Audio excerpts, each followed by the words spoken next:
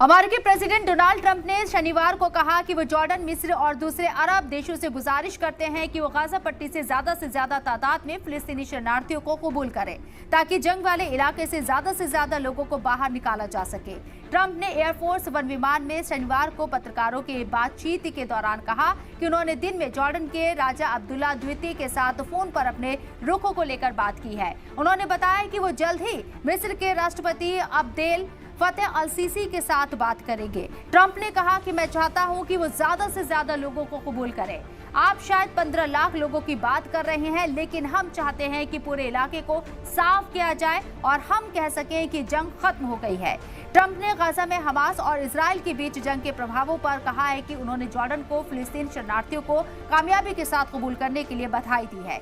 Trump ने यह भी कहा कि उन्होंने अब्दुल्ला से कहा कि मैं चाहता हूं कि आप और ज्यादा शरणार्थियों को कबूल करें, क्योंकि मैं अभी पूरी गाजा पट्टी को देख रहा हूं और वहां हालात वास्तव में बहुत खराब है।